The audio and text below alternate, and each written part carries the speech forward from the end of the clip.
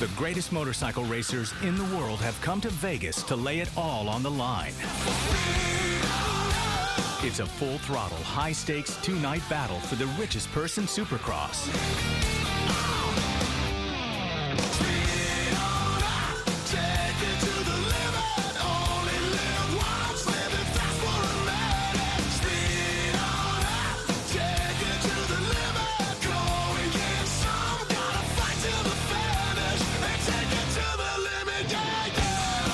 Rockstar Energy Drink US Open starts right now on CBS.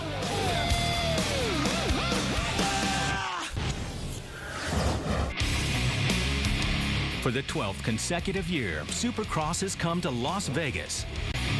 Welcome to the Rockstar Energy Drink US Open. Since 1998, an October trip to Las Vegas has been on the to-do list for the world's finest Supercross competitors. The US Open has always provided an opportunity for riders to shine in front of sellout crowds and compete for the largest single weekend purse in two-wheel racing. Its unique place on the racing calendar guarantees a 5-star field when the gate drops on the 2009 version of this all-star Supercross. It's a fun race for me. It's you know, it's fun, it's small, and it's something exciting, you know, just to start the year off with. And you know, you do good, you do bad. It doesn't really affect, you know, your positive thinking or anything like that, your confidence, because you're like, well, I have 2 more months to pick my pace back up, to get, you know, in better shape and to do what I need to do to go into Anaheim 1. But for me, I've been wanting to do it since 2004, but I'm just really looking forward to it, just to see where I'm at and then to go from there. It's definitely something different. It's like you said, the stadium is so small, and it is one of the, you know, richest races of Supercross, and so that's something cool. And then all the other stuff they just throw in there for, you know, for the fans, like all the exhibition stuff they have this year. And you know, I'm looking forward to it. I'm yet to experience it, so you know, we'll see how it is, and you know, I'm looking forward to it. I think everybody here is on the same page. You know, you want to race, you don't want to do anything stupid to jeopardize the season. And you know, I'm glad Ryan's here, I'm glad Davey's here. I'm excited to see Yogi. I haven't seen him.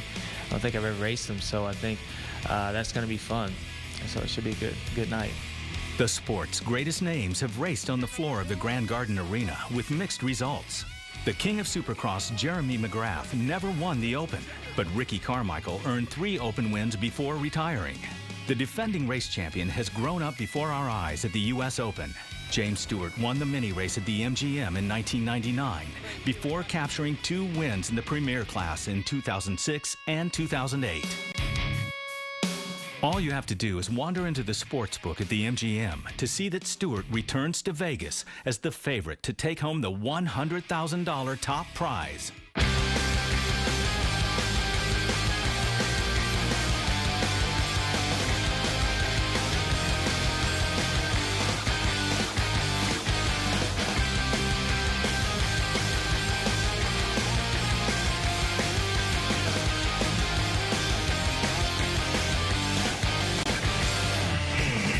Two nights of racing highlight the Mastercraft race format. The rider with the most points at the end of the second night of racing will be crowned champion. To get to the points-paying main events, the riders must qualify through a series of heat, semi, and last chance races that will give us our 14-rider main event. When we come back, it's time to meet the guys that will call tonight's race. Jason Wygant and Jim Hawley, plus Aaron Bates takes a look at the fastest man on the planet, Yamaha's James Stewart. You do it like this. Since the inaugural event back in 1998, the US Open has been the scene of some heroic rides. Damon Huffman won that first event, besting Jeremy McGrath and Ryan Hughes over the 2 nights of racing. When the riders returned the following fall, the upsets continued. Jeff Emig came to Vegas a decorated former Supercross champ. But Emig was not the man to beat in that 1999 Open. In 1999, when I won the US Open, for me personally, that was a really big race because of everything that had transpired that summer and me losing my ride, you know, with Cowie and switching bikes. And for me personally, I was going through a lot of changes in my life, and it was one of those moments in time where you just needed to have something special happen, and my attitude was right, and I was just so focused. It's like there was no way no way that I was going to walk away from here without taking that trophy with me. 2002 would see a Supercross Ironman get his due in the glitz and glamour of Vegas. Mike LaRocca would outlast the competition on his way to the US Open crown. Iron Mike epitomized the working man, and 7 years ago, the working man hit it big in Sin City. Grant Langston had been an accomplished world championship rider and a former SX Lights titleist. The always difficult racetrack took its toll, and the likable South African took home an unexpected victory. Langston became the 7th different rider to win the Open. It was very memorable just because I didn't know I had won. You know, I saw the highlight reel when I crossed the finish line. I didn't even do a whip or a one-hand or nothing because I just thought all the guys went down the first turn, and I thought, well, I'm pretty sure I'll be on the podium, but I was thinking probably second or third. So we're down by the podium, and I'm standing there, and someone goes, I think you won. I'm like, wow, well, that's a cherry on the top. You know, I'd come off a great outdoor season, then coming in the US Open. You know, didn't come in with a lot of expectations. I wanted to obviously be on the podium, but to walk away winning, I thought, man, this turned out great. You know, it was a perfect end of the season, and it was kind of cool because it was just such a unique situation, not knowing and then getting told. It's like, you know, it's like in a great Christmas present. You know, it was a great surprise. These 4 riders came to Vegas and lived the dream. They overcame the odds and carved their names into the record book as champions. Later in the show, we'll take a look at some of the great riders that have dominated the US Open through the years, including the unstoppable James Stewart. You can talk all you want, but my skin is really thick. I'm the leader of the crowd, and my game is really slick. I'm unstoppable, unstoppable, unstoppable, unstoppable. You can talk all you want, but my skin... Two-time Supercross champion and two-time World Supercross champion James Stewart grew up racing aboard a Kawasaki. Last year, he made the move over to the San Manuel Yamaha. This year, he shows up to the US Open with a lightning-fast 2010 model. He won here in 2006 and again in 2008, and ever since James Stewart and team manager Larry Brooks joined forces, they're a powerful combination. Well, Larry Brooks is a great team manager because his attitude towards racing. You know, he was a racer, so it was real easy for him to understand when I'm talking about, hey man, you know, you get arm pump or, you know, the track's slippery. He raced, so he understands, and he's not a you know, cookie pusher team manager. And I think Larry really cares about the people he has around him. He cares about his team, and the guy do everything for you. He'll bust through walls and, you know, run over people to try to make sure his team is good. And I think, you know, every team manager has it, but Larry Brooks is the #1 guy in our sport as far as having a team manager. And I think it's awesome. He's been a pleasure to work with. You know, for us, that's why our team has been so successful. I think 3 years, 2 championships, so it's pretty good. James Stewart is the man on the top step of the podium. I think that he's really worked hard at being the best, and, you know, obviously he's had issues in the past of falling down and whatnot. And, you know, I think, you know, time kind of healed that, you know, with him working on different things and working on those sensitive areas, we'll call them, you know. And James, you know, now he's really been a tough rider to beat. Even like on his bad days, he's still a very fast rider.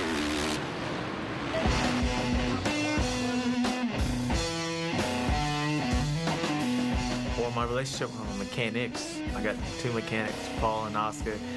They're great guys. They're completely different. You know, Paul is real laid back, you know, just, you know, very honest. You know, he knows a lot about racing. And Oscar, he's, you know, he's outgoing, you know, he's a funny guy, and they're both good at what they do. And it's pretty cool to see 2 mechanics work together like that. You know, they trust each other. And I mean, can you imagine going to the gate for Vegas Supercross and thinking that the other guy make sure he tightened the chain and did all that? And those guys never question each other, so it's a great combo. The whole team is really close. You know, it's more than just me and James, like, because we're 2 mechanics, it's me and Paul. And then even a suspension guy, manager Larry, you know, everybody is working together. So it's a really tight group, and everybody's helping out. During the races, like when he goes down to the line and stuff, he don't really want to talk because he's focused and he knows what to do, you know. I can't tell him how to go faster in the back. You know, if I could, I'd be racing.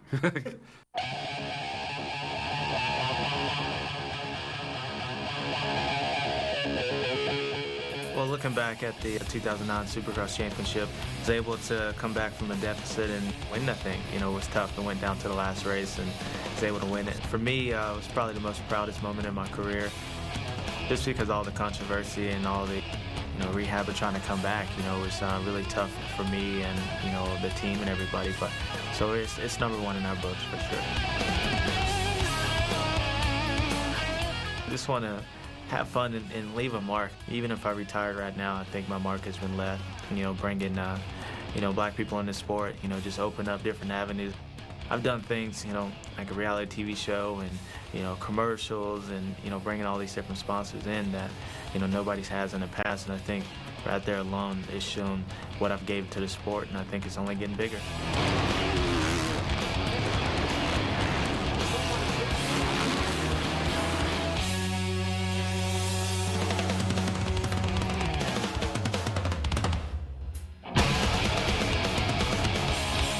James Stewart comes into tonight looking for his third US Open victory, which means he would tie Ricky Carmichael. There's a lot of fans here that are enjoying James Stewart, obviously a fan favorite. What is your perspective on what's going to take place tonight? Well, I'm looking forward to see James really do great on the Yamaha. I'm always a Team Blue guy, and I love Vegas. What is it that you love about James so much? He's fast. I don't think anybody can dispute that. You're a youngster from the sidelines taking a look. What do you think? I think James is really great, but I got to give it to Ricky Carmichael. But if he can beat him, he can beat him. Those two have gone head-to-head many a times. But for more on tonight's action, let's go to Jason Wygant and Jim Hawley. Well, thanks, Aaron. Down here at the calm before the storm. James Stewart is the obvious favorite coming into this race. He won it last year. He's also the Supercross Series champ. But you've got to take on Lady Luck when you come to Vegas, and you never know what's going to happen, especially when you have 2 nights of racing. Well, the thing that's the most difficult you got to take on is the track. You got to remember, Friday night is one track, Saturday night's another one.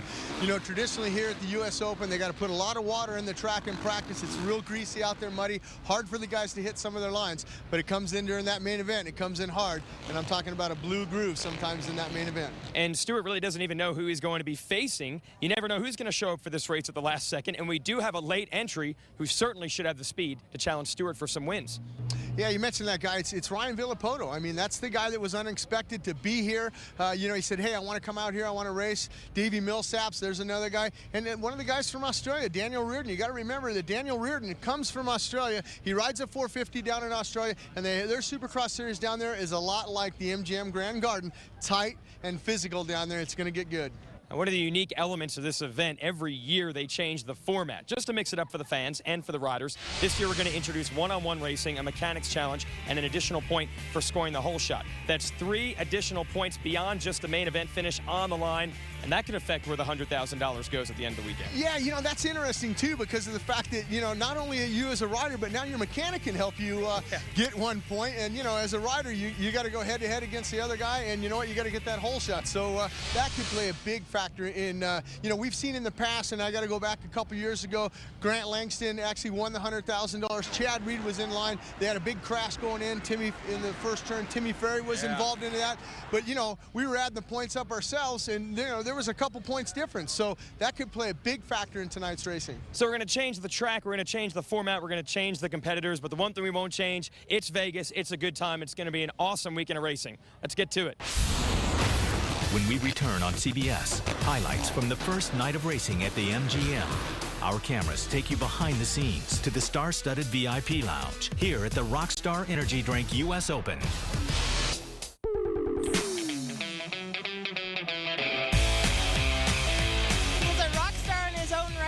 Mike Mason, a world freestyle motocross champion. Mike, you've got a lot on the go. Tell us about your new venture, Nuclear Cowboys. Yeah, it's going to be a 14-stop tour here in the States starting, I think, right around the 1st of January. And it's cool, wintertime's so slow for us without no contests are going on. It's going to be good to travel around, get all our buddies together, and have some fun. Yeah, it's hard. Yeah, it's hard. Yeah, it's hard. Come back tonight. Yeah, it's hard. Come back tonight. Yes, later. What brings you here to the US Open, and what makes the event so prestigious? This event's cool. It's, it's a racing event, 2-night little combo deal, and for any fan, that's cool to have like a 2-night winner, and for us, we get to jump at it now, and I like that. It's usually I'm kind of sitting in the stands and vision's a little blurry. I don't know what's going on, but now I'm focused, here to put on a good show and watch some good racing. That's all I'm gonna give you. Later in the show, look for Mike and his pals as the Rockstar Freestyle team takes to the air above the Grand Garden Arena. A capacity crowd and dangerous racetrack greeted the riders as they came to the gate for night number 1 of racing. Defending race champion James Stewart was the clear favorite to capture his 3rd U.S. Open crown. Let's take a look at the San Manuel highlights. Friday night's 1-to-1 racing gave Rockstar Makita Suzuki's Michael Byrne a reason to grimace early in the evening, and Davey Millsaps and Ryan Villopoto gave fans a reason to cheer in the final 1-to-1 battle of the night. There they are, the whoops. Millsaps back to the inside. Villopoto with the lead. Millsaps been draped all over it. Millsaps going to triple in and double out of this rhythm lane, but it puts him on the outside, and that allows Villopoto to score it away. Here's Millsaps again on the outside. Well, let's see they crisscross, and he's going to cover that inside line as they go into 3, and it looks pretty safe for Villopoto, but here comes Millsaps. Watch this. He's going to square back under. Oh, Villopoto hung him up. Villopoto on the brakes, able to shut Millsaps down and win the head-to-head challenge. The top 3 riders in each heat would transfer directly to the main event. Ryan Villopoto and James Stewart led the way with very fast heat race victories. Heat 2, on the other hand, was a battle to the finish. Millsaps makes the move now on Reardon in the whoops, and wisely goes to the inside in the mechanics' turn. So Millsaps now in the lead and protecting it.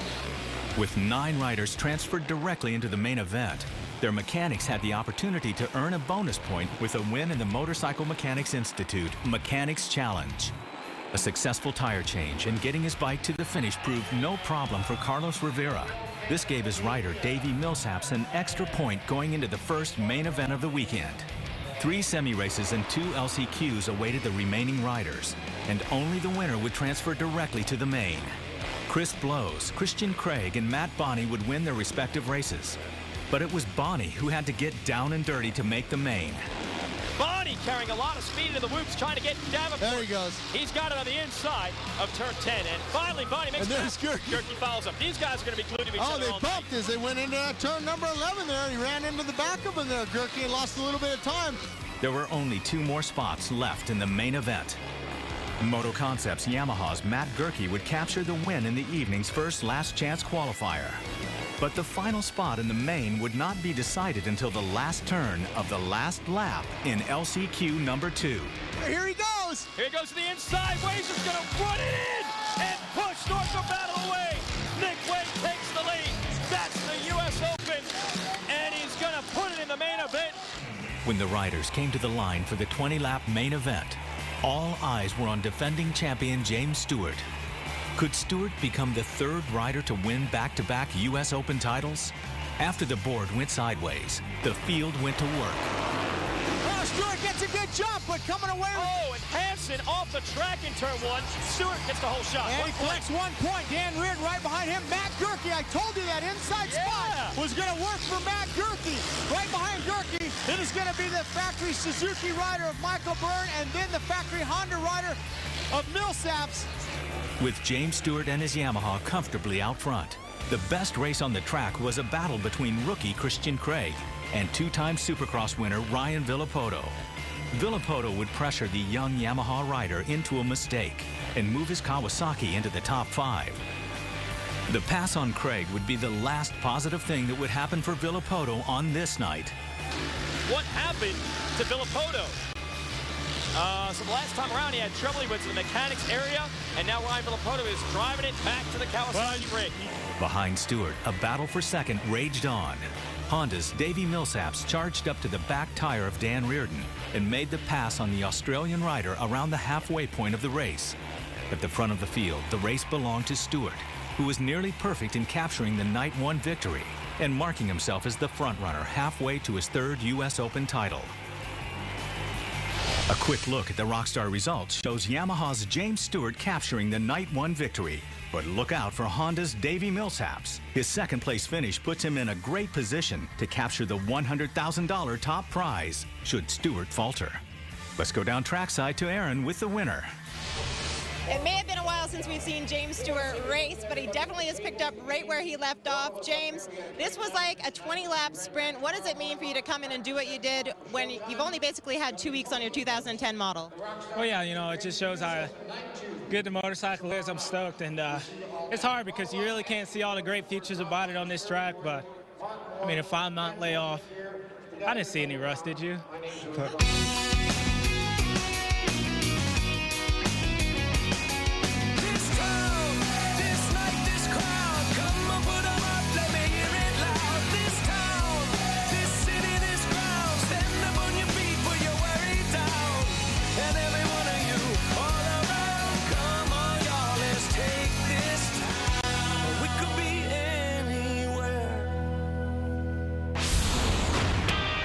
Still to come from Las Vegas, the return of Ezra Lusk, and meet real-life rock star Daniel Blair.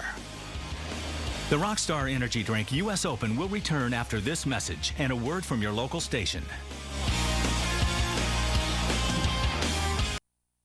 Welcome back to the 2009 Rockstar Energy Drink US Open. Motorcycle riders are certainly used to being in the spotlight. $1-million salaries, legions of fans, and an opening ceremonies that brings a concert-like intensity. But only Kawasaki privateer Daniel Blair knows what it is really like to be a rock star.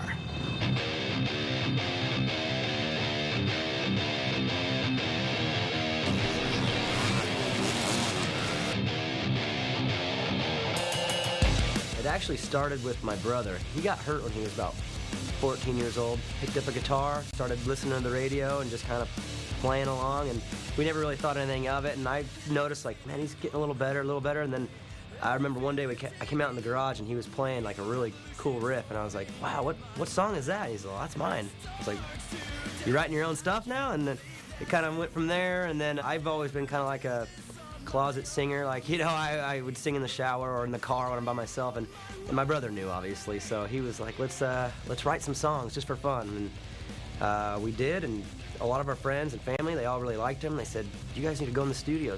We went in the studio, did a little demo, and then next thing we knew, we were playing shows, had a full band, and then we were playing in Europe and on Warped Tour. It was like, I mean, we never even really thought it was going to do anything like that. It was more just for fun, and then it kind of jumped into something real. To balance the two, the racing and the music, it's pretty difficult just because, I mean, in order to be successful, you have to give a lot. And to do two things that take a lot of attention and a lot of time, it's hard, but it's just managing the days and making sure that things get done when they need to. You know, I get up early and do my training and then go over to my brothers, we'll write music. We just got to really manage it the best we can, and it's really hard because I really care about both of them a lot. I do feel sometimes like they take away from each other sometimes, but I've been doing it now enough that I've learned to manage it good enough to where I can get both of them done. My racing background influences me a lot. I mean, they kind of influence each other. When I write my music, I like to write about things that I've experienced in my life, and racing's been my life, my whole life. I write a lot of my lyrics based on my experiences, and then with racing, I want to play music that gets me fired up, so, you know, I always listen to stuff that helps me get motivated to race. So they kind of work hand in hand, and they definitely feed off each other, and it's made things interesting for a lot of people, too. A lot of our friends really, they can see the connection. Being a privateer is tough. We don't have as many resources as the factory teams. We don't have as much of a budget. We don't have the opportunity to test as much. And obviously, we end up having to spend a little bit of our own money, but it's not as bad as people think. I've been doing this a long time, and last year I was able to ride for a factory team half the year and then be a privateer for half the year, and I got to really see the difference firsthand. There are challenges, but you can overcome them, and when it comes down to it, it's really on the rider. You can work through the challenges, and you can still get the results that you want being a privateer. Just got to work a little harder. And all that matters to me is that when the gate drops, who's prepared the most, and I don't feel secondary to them in that category. Maybe on the surface, some stuff that people see from the outside, but deep down, I don't feel that at all. While Daniel Blair brings a unique passion and perspective to the track, Georgia's Ezra Lusk came out to the US Open looking to recapture the speed he once showed in becoming a 12-time Supercross winner. After 5 years on the sidelines, the former SX Lights champion chose the US Open to return to the sport he loves.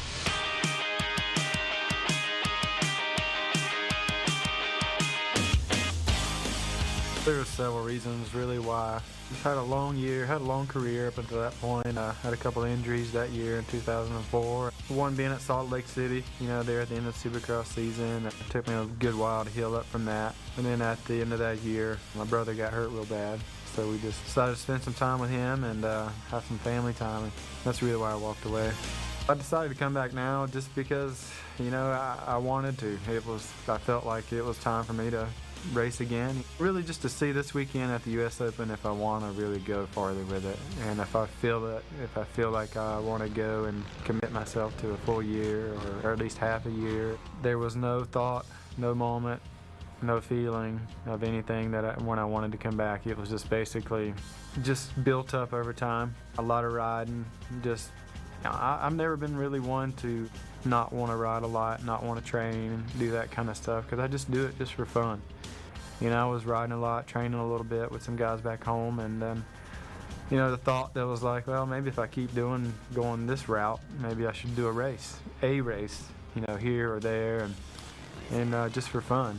And when the opportunity came up for me to do the US Open and just kind of see how I felt about it, and after the weekend, if I really wanted to keep going, I think that was a good opportunity for me to make that decision. Off to the inside, getting aggressive, and puts a nice block pass on Sleep. I've been riding more on arena cross style tracks. I've been doing more tight stuff, cutting the Supercross track in half kind of things, just hopefully getting prepared for this real tight stuff. That's basically it. Training wise, same as I've always been doing. There's more to life than racing motorcycles.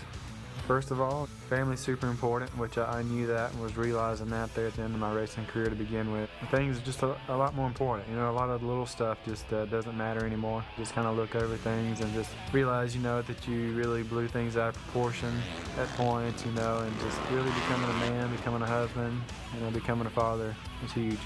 I would be crazy not to expect out of the US Open to come out with some experience.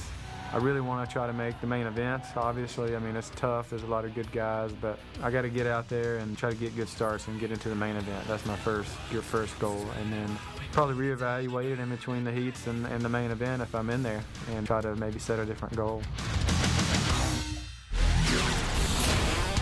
After his Night 1 win, James Stewart looks to make it 2 in a row and cash the big $100,000 check. When we come back, his quest begins. Night 2 race action from the Rockstar Energy Drink US Open.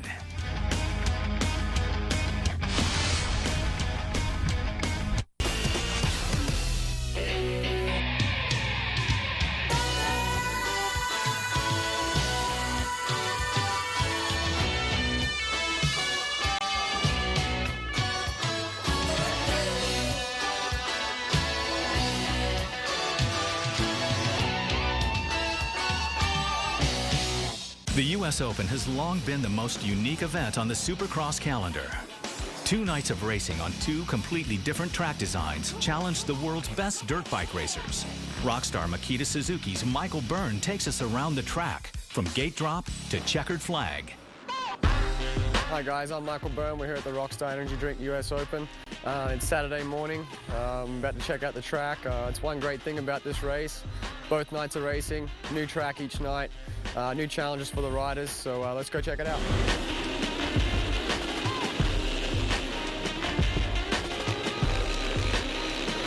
Here in the first turn, if you ask any one of the riders who are on the starting line for this race, this is the most important part of the race. You need to be in the top 2 or 3 around this corner to have any shot at getting on the podium.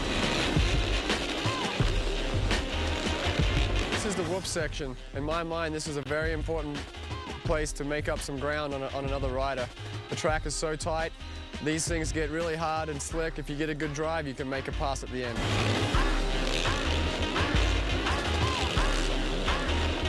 This is the rhythm section. A lot of the riders on track walk will try and figure out which is the best option for them. There's usually a couple different ways to do it. You got to get that figured out in practice, see what you're most comfortable with, and what you can do for 20 laps.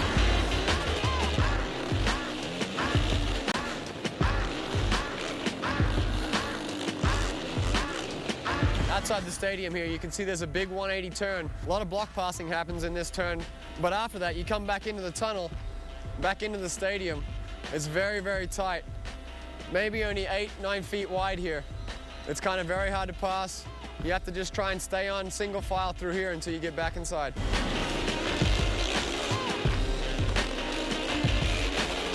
Last night there was a whoop section here. Tonight, no whoops.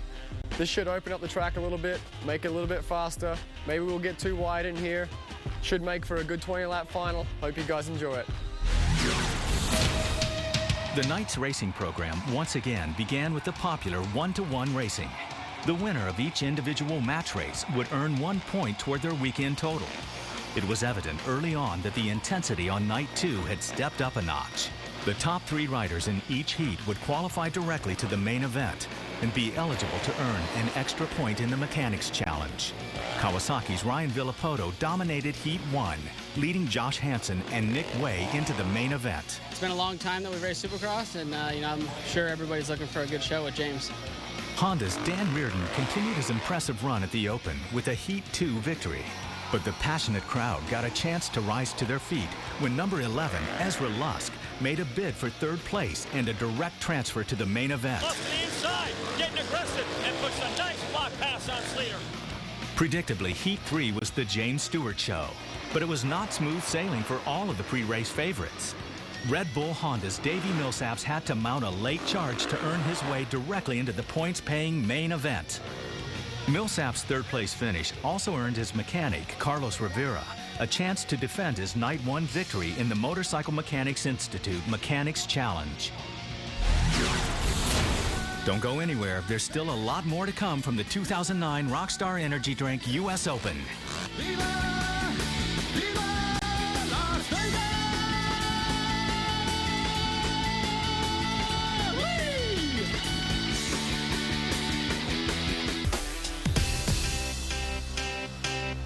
I got a feeling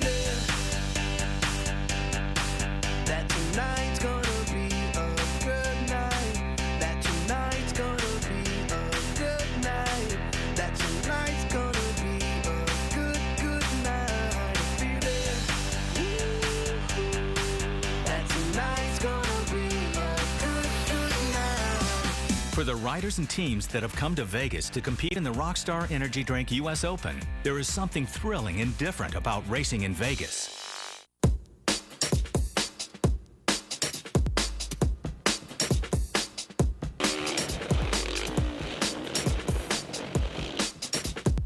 It's cool to see people come up in tuxedos and suits to come watch a race because we're here in Vegas. I kind of compare it to like a golf tournament, a US Open golf tournament or the US Open tennis tournament. I mean, it's a initial Supercross, really, for most of us. It's like just a fun race. It's the highest paid race this season, too. It's the beginning of the whole season that's coming up in 2010. That's something cool. It's got a lot of hype around it, and I've never personally raced it, so I don't know what to expect or how it is to ride a 450 in that small stadium. It's one of the most enjoyable races just because you don't have that much pressure. You can just kind of come out and have a good time. Since it's a Rockstar deal, and I've been with them for a long time, and I really wanted to come and show my appreciation of them. First of all, it's 2 nights of racing, so that's unique right there. You're kind of tired the second night, so it's just different and it's hard on the body. The track's really tight. They make it so it's really exciting to where there's usually some good racing and some aggressive racing. And we go outside, come back in. There's a lot of money on the line. Nobody can deny that, and everybody shows up. It's a big win because a lot of guys are really looking forward to come race the race to say they're the US Open champ.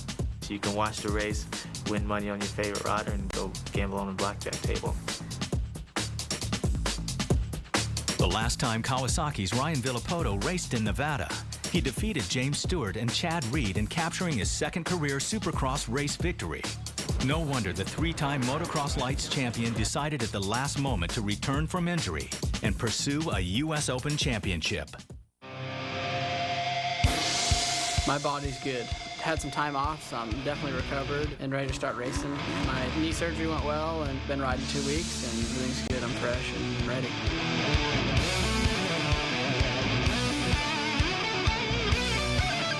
You have to compete regardless of what it is, hurt, injured, sick, whatever. You got to compete unless you really can't.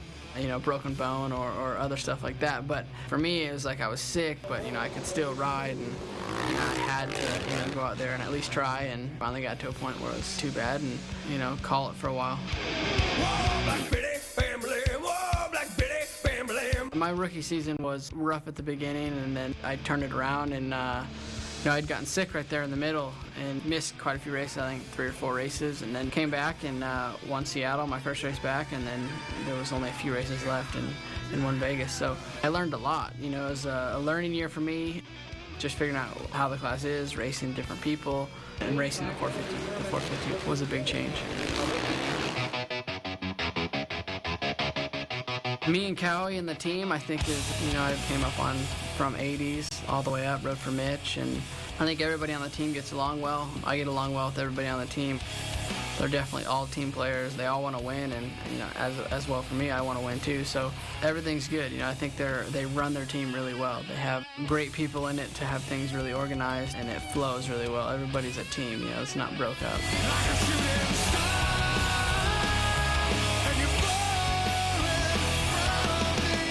How do you race and beat James Stewart? It's tough. It's just basically getting everything perfect and good starts and being there to race with them and not letting them run away with it. You know, if they get a lead, then it's super hard to catch them.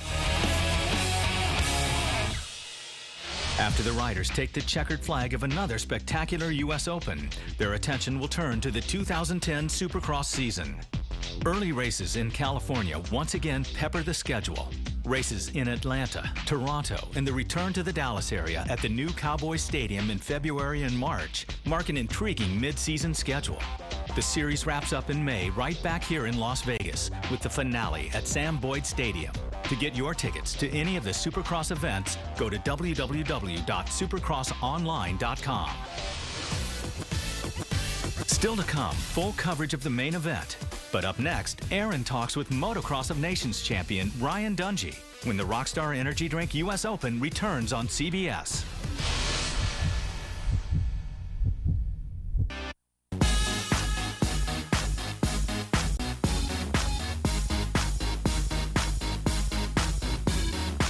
Here in Las Vegas, we're standing up at the Rockstar Energy Drink section. This is where all the VIPs hang out. They mingle. If you're a celebrity, this is where you're at. This is where you come to watch all the action. It's pretty exciting, actually. There's a bunch of a good crowd up here, and it's pretty neat. The lights, all the action, it's just a completely different environment. The course is really tight and technical. You know, I see it can pose some challenges to the riders, but I think it's good for the fans. Normally I'm racing during the season in my MotoGP season, so this is the first time I've ever been able to come to the US Open in my whole entire life, so I'm actually really happy about it, really happy. I'm cheering for Davey Millsaps tonight. I raced it 2 years ago, had a great time. Obviously winning the event was a huge bonus, and then not being able to come back since then is obviously a bit of a downer, but you know, I've had some personal issues, you know, with the tumor of the eye and things like that, but it's great seeing everyone out there. I am a little jealous I'm not down there, but next year, as long as I'm able to walk, I'll be out on that racetrack.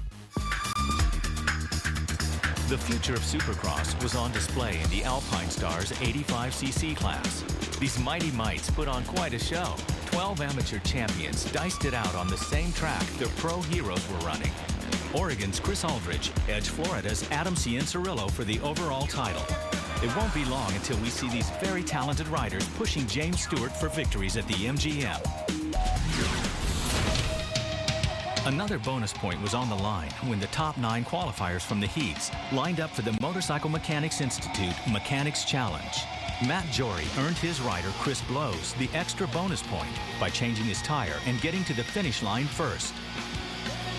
With only the winner transferring out of the semis into LCQs, the stakes were raised for the final 5 qualifying races of the weekend.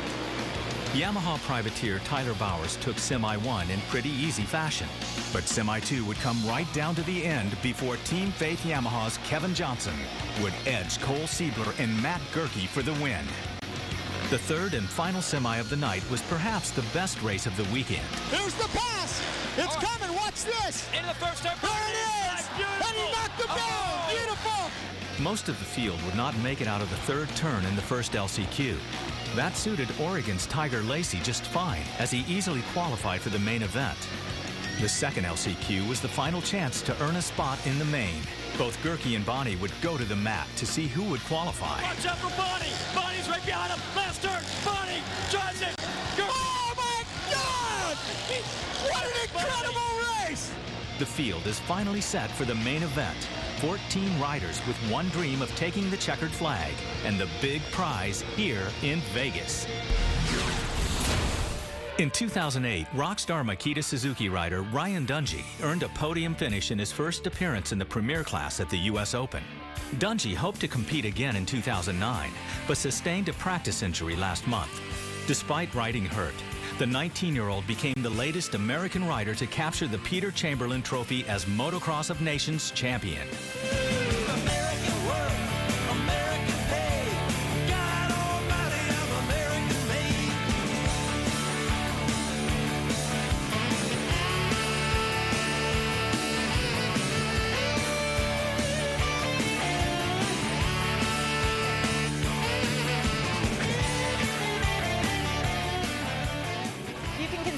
Very successful season for Ryan Dungey after clinching the AMA West Coast Supercross Lights title, the AMA Motocross Lights title, and despite having an injury right before the Motocross of Nations, he comes out with yet another victory. Ryan Dungey, congratulations to you. How exciting was that for you? It was amazing. You know, it was an experience, you know, I think growing up as a little kid, you always would look forward to, and I'm just, you know, to say that we took it home is an amazing accomplishment, and definitely tops the year off for sure. Talk about the Motocross of Nations and also your injury that took place right before. Well, you know, not many people know, but I had a little get off, you know, nothing major, just kind of question, you know, if I was going to race it or not. So thankfully, got all healed up, took care of that business, and then was able to go to the race and do what we had to do. And thankfully, it turned out great. You know, was able to have 3-1 moto scores, so it turned out good. Now, you were able to race here at the US Open last year. This year you're on the sidelines. How disappointing is that for you? It's disappointing, you know, but the way I look at it is, you know, making this big jump is going to be a big transition for the new year, you know, one that I've always looked forward to, and just, you know, the US Open means a lot, and it's a fun race to be, but sadly just have to skip it this year and get ready for Anaheim in 2010. You know, I think that's the main goal. Speaking of which, you're going to be making your debut on the 450 for Supercross 2010. What are your expectations for the upcoming season? Expectations, you know, it'll be the first year, so try to go out there and get some wins, you know, and just get into it, and then, you know, down the road, try to start winning championships. I think that's the goal, but just try to win in races from here on out and do the best we can and learn. Well, you get to relax a little bit today. What are you going to be doing? Just going to be hanging out. You know, it's cool to be here in Vegas, but try to, you know, do some autographs and hang out with the fans and chill by the pool. Well, you go have fun. I'm going to go and make my way over to the pool as well. Maybe you can be my pool boy. There you go. There you go. See you later. See ya. When the Rockstar Energy Drink US Open continues, Jason and Jim return, and we drop the gate on the main event.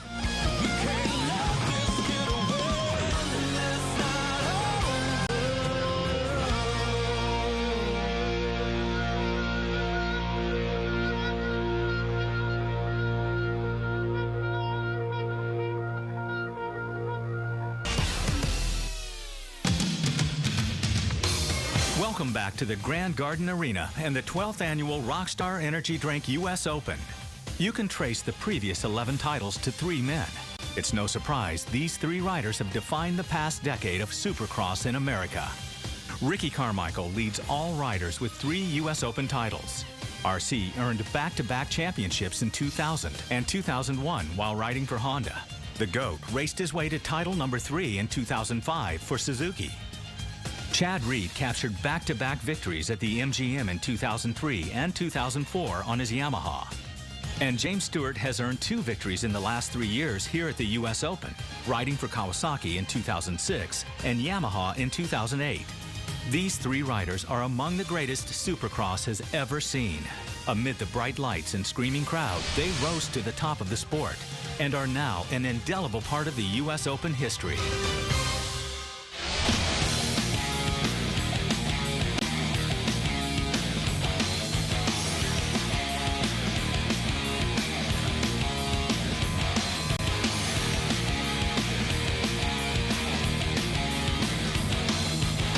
Time to go racing here. $100,000 on the line for the number 1, James Stewart, who won last night, but his rival, Davey Millsaps, lined up right next to him.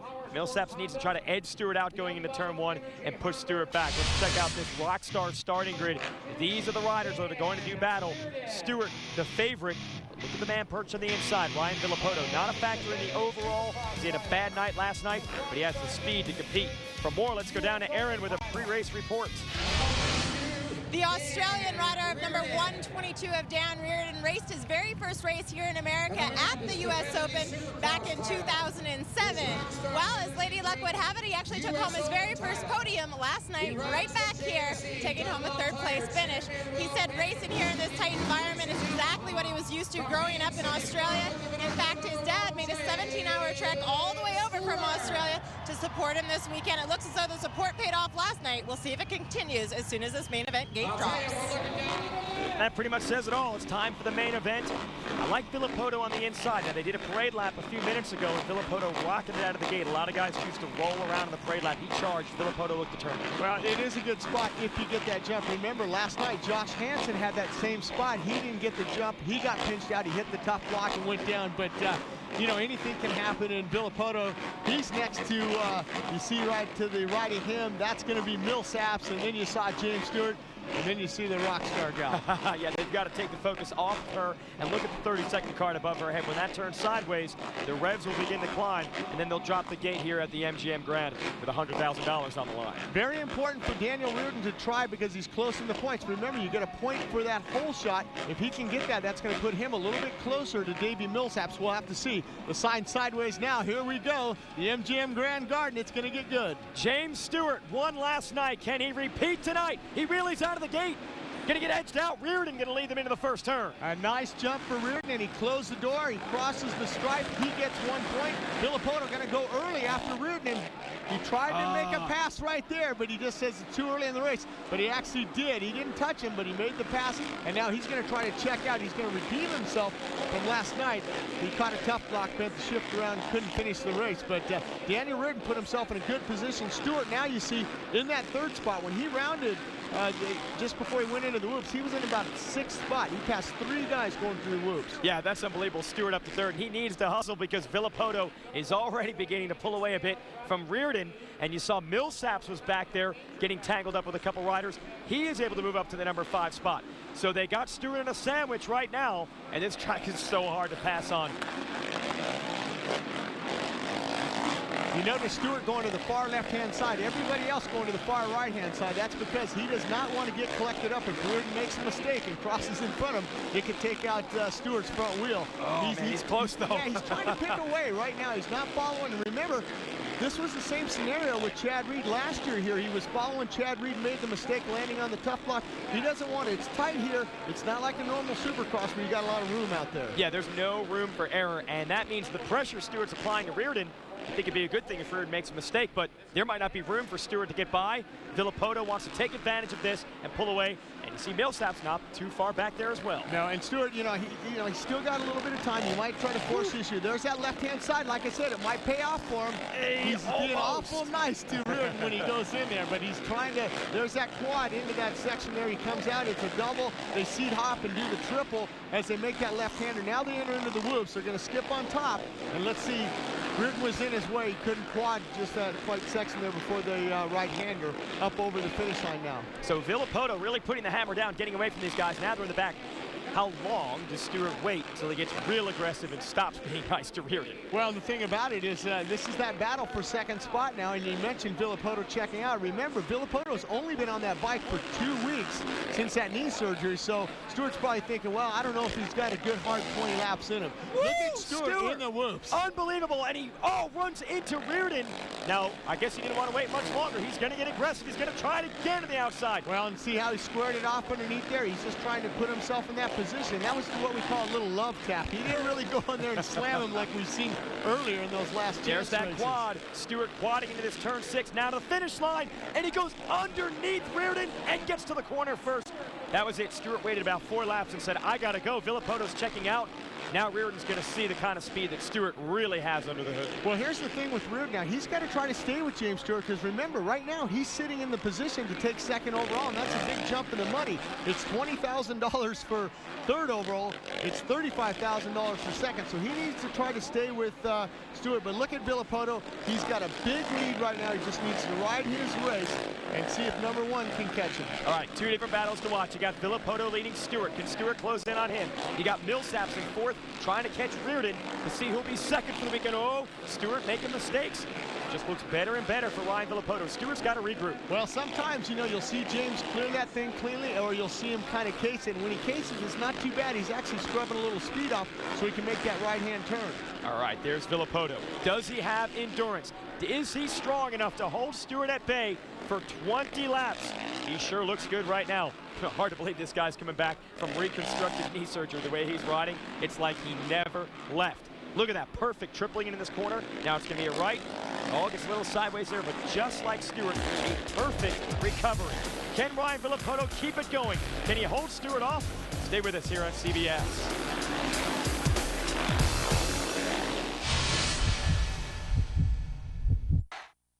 Welcome back to the Rockstar Energy Drink US Open, MGM Grand Garden Arena in Vegas. Here's your battle. There's the chaser, James Stewart, in the number 2 position on the 1, going after the number 2 of Ryan Villopoto, Jim. And remember, last time they were in Vegas was May at the finals there. Villopoto comes away with that win. Stewart and Reed, they were going for a championship, and James Stewart says, hey, there's no championship on the line. I want to go up and prove to you that I can come from the back of the pack and pass you. He doesn't want Ryan Villopoto to have any advantage going into Anaheim round 1. Here's that battle now between Davey Millsaps and Michael Byrne. Michael Byrne with the CBS helmet cam there. He's getting us some good shots. Yeah, now Millsaps, he needs to go after Reardon, but it's tough. On a tight track like this, he knows Byrne. He's a veteran of that Rockstar Suzuki. He can stick a wheel in there. So Millsaps beating the sandwich. He's got Byrne behind him and Reardon in front of him. Millsaps has to get Reardon. That's $15,000 extra if he can pass the Australian who's in front of him. There's Millsaps, there's Byrne. And the Australian, like you mentioned about Daniel Reardon, doesn't have a ride for next year, the 010 season. Right. He's actually getting on a plane going down to race Chad Reed in the Australian series there. So this would be big if he can get second overall. He can carry that confidence down to Australia and maybe hopefully get a ride for the 2010 season. But Michael Byrne, the other Australian, he's not going to let Millsaps get away. Impressive what a gamer Byrne is. He had a bunch of hard crashes. A week ago, he was racing over in Italy at the Motocross of Nations, hurt himself there, crashed hard in practice yesterday, crashed hard in practice today. But here it is, main event time, and he's riding like he's 100% healthy. Right. And so is James Stewart. Yeah, now you see Stewart, he's got a sight on Ryan Villopoto now. He knows Villopoto's starting to slow down. The lap times, Villopoto making a few little bobbles there. He's not quite getting across the whoops like James Stewart is. It'll be interesting to see if James Stewart forces that issue with Villopoto and runs it in underneath him. Well, we're nearing the halfway point. Villopoto triples clean into that corner, but you see Stewart just a little bit faster in that corner, and they both quad in to turn 6. This is the finish line jump where Stewart did some major damage earlier. That's where he passed Dan Reardon. And just making up little tenths, inches instead of feet, just slowly but surely closing the gap. Yeah, here we go outside the stadium. It's pretty much one line. I don't think he's going to try anything unless Villopoto makes a little bit of a mistake. They got the left-hander. I like how they rock it out and they jump right over the starting line there, and they come into this first turn here. And notice again, Stewart's not following. He's trying. Now he goes to the far right side, and Villopoto feels that pressure, and he wants to not leave that door open. So it's going to get interesting here in about 30 seconds. Okay, so here we go. Nearing the halfway mark. Stewart has caught Villopoto. Now, you don't want to make enemies this early. They're all focused on that Supercross series that will begin in Anaheim in January. You don't want to race the guy too hard here. Stewart's got plenty of laps to try to make it happen. Villopoto's not going to make it easy, but they don't want to take each other down and hand the lead over to the Honda boys. Well, you notice Stewart, when he went out of the stadium, they've been kind of using that wall as a little bit of a berm. He squared it off a little bit there. He got a little close a couple laps earlier. Here he goes to the inside. Now he's setting something up. Villopoto shuts the door on him. We'll see if Stewart can squirt back underneath, beautiful. And he does. Man, great job by Stewart to get traction on the inside where there's no berm. Villopoto comes back. Boom. They collide. There it was. And Villopoto's going to get the lead back. He's not intimidated by Stewart. Stewart again to the inside, and this time, James Stewart able to control it. Well, you notice Ryan Villopoto looked to his right-hand side there, and he looked to see, and he saw Stewart there. He goes, if I shut the door, he's going to clean me out. But what a great, what big heart Ryan Villopoto to come back just because because he's got the #1 plate doesn't mean once he passes you, go back after that guy. Well, we saw it all the way back in the parade lap before this main event even began. Ryan Villopoto put in a hot lap. He was determined to right the wrongs of racing on Friday night when he bent his shift lever and didn't finish. He wants to measure himself against James Stewart, and the only way to do it is to get out front and try to challenge the guy. Yeah, look at the big lead they have on Daniel Reardon, who comes back into the stadium there, sitting in that third spot, going around that first turn there. Reardon, he's in a good position. Millsaps hasn't really caught him yet, but we'll see if Daniel Reardon's got enough gas in the tank. You can see Millsaps there. As a rider, when you come out of that corner, you kind of look up and you can kind of judge and see if the next lap he sees Millsaps getting a little closer, he's going to start tighten up there, and Millsaps can see it. And the worst thing you can do, if you're Daniel Reardon, start looking behind you. Millsaps will know, hey, I'm in his head. He's worried about me. Now, they were in a similar situation last night, and Millsaps was able to run Reardon down, and Millsaps has the push with Byrne behind him. I think Byrne's trying to give us some good footage for that CBS helmet cam as we watch Millsaps bear down on Reardon. So a bunch of different battles to watch. You got these two guys, 4th and 5th, trying to close into the 3rd place rider, Reardon. Meanwhile, up front, Villopoto trying to keep James Stewart honest. That's what makes this event so fun to watch. Well, I think what Byrne's trying to do is just follow Millsaps up there, and hopefully Millsaps will go in and do one of those block passes. Both him and Reardon will go down and hand that final podium spot to Michael Byrne, and that'd be great for him if he could get up there, all the adversity he's come over this weekend. Okay, this is the section where there's a section of whoops and then a quad, and neither rider doing it. That inside line in that corner developed in the heat races today. It's not a bad line, that inside line. I mean, it's one of those things where if a guy quads and he goes to the outside, you go to the inside, you can look out of the corner out, you can drift up, and that guy's going to have to shut the throttle off, and he won't be able to, jump the finish line, and you got a position there. I like that line, and that's interesting that two lines develop into it. You always hear a lot of people say, well, arena cross racing is too tight, it's hard to pass, but we clearly see there's a lot of passing here tonight in the MGM Grand Garden. Yeah, just ask Stewart and Villopoto, who went back and forth a couple of times in that last exchange. Byrne is right there. Millsaps needs to light the fire, and that's been the book on Millsaps the last couple of years. Great talent and obviously great support with the Honda team. We saw a little bit more aggression from Millsaps on Friday night. We saw aggression in the heat race tonight just to get into the main event. We see Matt Bonney, who came all the way out of the last chance qualifier. He's not intimidated by the big name factory stars in front.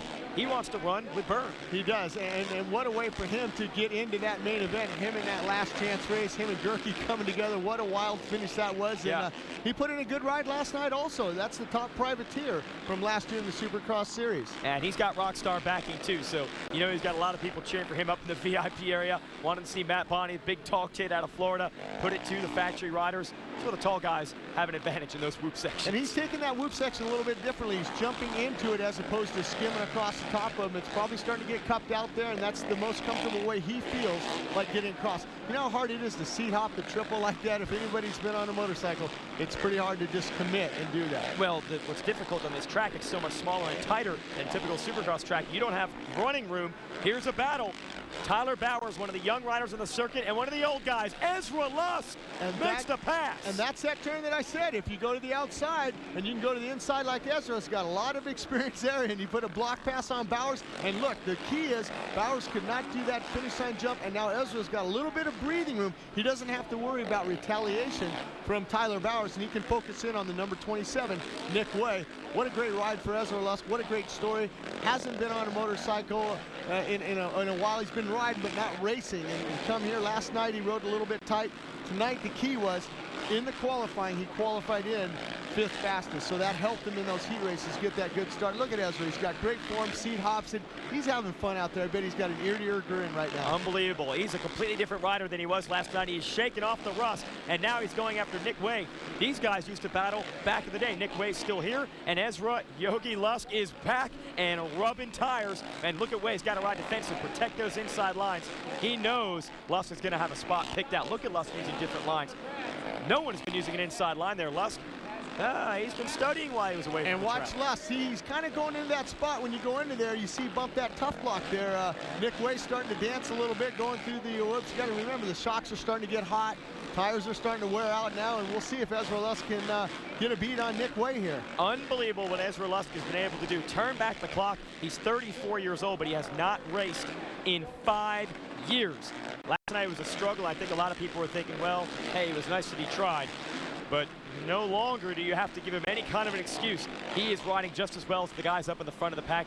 You'd think he's been here the entire time. No, and you know, he went over the finish line jump. You saw him take his left hand off, kind of maybe just to give himself a little stretch his muscles out there. But he's trying to work around Nick Way here. See here, Nick Way goes to the outside, he goes to the inside. He misses those braking bumps with the front end. And what can you say? There's James Stewart going around Robert Canari there. He's starting to run into a lot of lap traffic. He's got Chris Bloss just ahead of him there. So that's going to be a factor for James Stewart. Well, he has pulled away now from Villopoto, and you got to feel that Villopoto is feeling the effects of coming back from a knee injury. You got to wonder about the endurance. As for Stewart, he did not race the motocross tour over the summer. He spent his time working on his Supercross game. Well, what did I tell you about those lapped riders? That's Tiger Lacey's getting ready to lap, and you know, the blue flags, you'll see him out there, and that's letting the guys know that, hey, you're being lapped. Just kind of hold your line and move over. One more lap to go for James Stewart, though. All right, James Stewart. You knew that Lady Luck was going to be awfully difficult to overcome, and he did get boxed into the start, but he played it smart. He was smooth as he worked through traffic, and he got in a little bar-banging battle with Ryan Villopoto. He comes out on top of that, and he's headed to a $100,000 bounty, and just as important, major momentum heading into Supercross in 2010 and valuable testing time on that new bike. Yeah. How about Lusk? Still fighting for it. He's going to complete his comeback tour. He's probably just as happy as James Stewart, who's headed to victory lane. He is, and that's going to be back-to-back wins here at the US Open for James Stewart. He's going to go off to France. He's going to go to Italy, and then the other thing, he's going down to Australia to race against Chad Reed on that new Cali. He's going to find the competition. James Stewart wins the Rockstar Energy Drink US Open. And battling back there, you see Millsap's got around Reardon. That could be the difference for second and third overall. As for Ezra Lusk, look at the fans cheering. The old man rode like a young kid tonight. I think he made the right move making a comeback here. He did, and hopefully we'll see him at Anaheim come round 1, January 9th. All right, there is Lusk, going to put it in the top 10 in 8th place. Meanwhile, Reardon runs it back in on Millsaps in the final corner. Millsaps holds Reardon off. That's going to put him in third behind Villopoto, second overall for the week. And Ezra Lusk, welcome back to Supercross. Unbelievable performance for the guy from Georgia. It was. James Stewart, meanwhile, is going to celebrate. He has won this event for the second straight year. He'll be partying like a rock star for sure. He's got a lot of money in his pocket, a lot of people supporting him down to the finish line area. We'll be back after this to talk to our champion. Welcome back to the Rockstar Energy Drink US Open. James Stewart has carved his name into the record books. He now joins Ricky Carmichael as the only man to win the US Open 3 times. Stewart is the first rider since Chad Reed in 2003 and 2004 to win at the MGM in back-to-back seasons. The Rockstar overall results shows James Stewart on top. Honda riders Millsaps and Reardon kept Stewart honest for a second and third overall. Kawasaki's Ryan Villopoto shook off the rust and led early on night 2 before finishing in second place, 4th overall. But the night, the weekend, and the big check all go to San Manuel Yamaha's James Stewart. Let's go down to Aaron on the podium. 2 nights in a row, James Stewart cleans house here in Las Vegas. James, only a limited amount of time on that bike. What does this do for your confidence going into the 2010 Supercross season? Well, I mean, it does a lot. You know, just having a few weeks on the motorcycle, 2010 Yamaha, and coming out and debuting it like that. You know, I felt really good, and you know, really going to make improvements from here and there. And I just want to thank Samuel Yamaha, you know, Red Bull, Answer Gear, Bell Helmets, Alpine Star, Nike, Oakley. Dunlop tires the first time we raced those things, and it was good, so I can't be stoked. A big check tonight, $100,000 richer. Is there going to be a little bit of celebration in store for this evening? Nah, I'm buying smoothies. Smoothies for everybody, so we're going to go healthy. No spending no money, so it was a great time. Just I'm having a good time. Something tells us you're not telling the truth. Go out there and have some fun. Enjoy your victory. After 5 months off recovering from injury, Monster Energy Kawasaki's Ryan Villopoto shook off the rust and led Stewart for the first half of tonight's main. He's down on the podium with Aaron. Ryan Villopoto is bored to tears, sitting on the couch after mending from an injury back at the beginning of May. Ryan, what does this mean to you to come back strong and healthy, especially coming back early? It means a lot. You know, last night didn't go very well. It, you know, had some problems, but came out tonight, got a great start, and, you know, led a few laps, and then, you know, James caught me. I bumped into him a little bit right here, and just had to put on a show for you guys. It's been a long time, and I'm just glad I was able to get up there and ride. A dozen years have passed since Damon Huffman won that inaugural US Open. The MGM Grand and the city of Las Vegas have offered a unique backdrop for the world's fastest motorcycle riders. While a lot has changed through the years, one thing seems to have stayed the same. James Stewart is still the fastest man on the planet. With 3 US Open titles now under his belt, Stewart will start preparing for the start of the 2010 Supercross season as he begins his quest for back-to-back championships. Tune in December 26th at 2:30 p.m. as CBS Sports presents an hour-long preview of the upcoming Supercross season. Congratulations to Yamaha's James Stewart, the 2009 Rockstar Energy Drink US Open champion.